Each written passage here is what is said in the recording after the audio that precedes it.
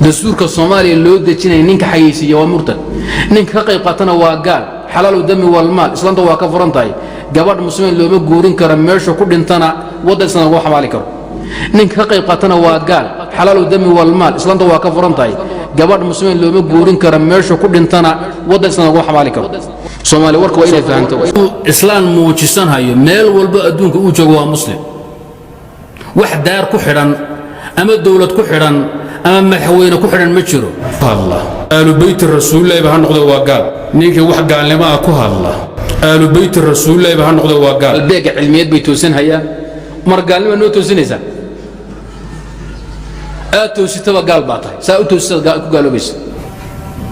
ninka yiraahdo haday dawladdu gaalowdo shacabkuna waa gaalo faqad kafara wa kharaja min al-milla al-islamiyya wa huwa ar-rajih min haythu ad-dalil خوارجته وكفر من الراجع من حيث الدليل وهو مثل البخاري قبس كالغيث المدرار نقطف من كل الأزهار وبنهج الغر اللطار نسلك درب العلم ونعمل قبس كالغيث المدرار نقطف من كل الأزهار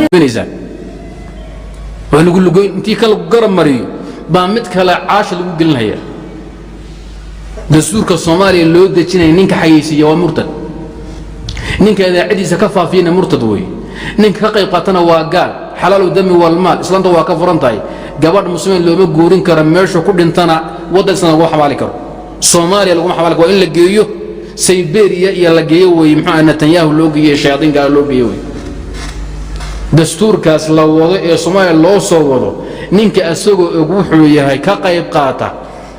qayb qaadadka intuu doon hal eekada waa kaafir murtadaw Soomaali warka waa inay fahanto islaam muujisan hayo meel walba adduunka uu joogo waa muslim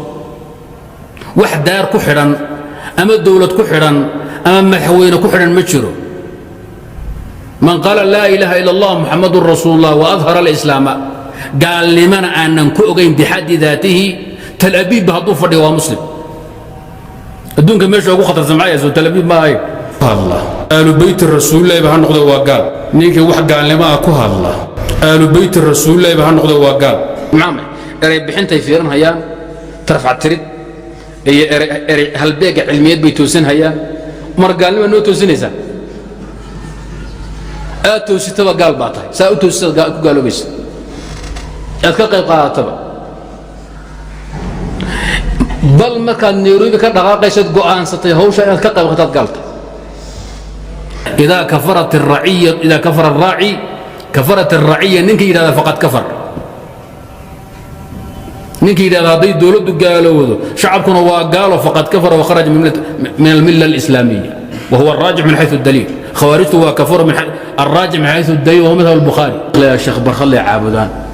أو برخلي ميوها كوا قلبيت شيخ زيلعي قلنقول يا أبادر بيعابدان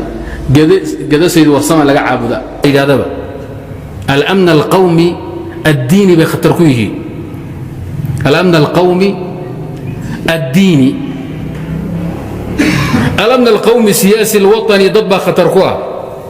وذا ترك دينيتنا الله وكو حضبه وقدره وخوارجيه هي الشيعة لما قصوا ما يدارك 10 كينك ايغا سارا دور ضب الله يسو غورسي النص منصوصوي أن من نظر الإسلام فهو في مسلم في أي مكان وفي أي بلد ومسألة إجماع لم يختلف فيه اثنان من المسلمين إجماع روح خلافنا بعد العلم به وقيام الحجة عليه وحلينا هو وكافر وارن قرهوش أيضا لمن كان ينت لمدك أنا لباطن سنة كسو سعوتهوش أيضا كبدا يبقى الله نصره ومعاندين مكابرين مركا كفرين قال لمن كان مقنن مد إسلامنا كم موقن حقين راعينا بلد كوتشو ماشو بدين راعينا إلا مالك لو ما هي نهد روح حكم العالم ما هنكر روحا وين حكم الله صاروا قول لي لو مسلم أما اللي يجهده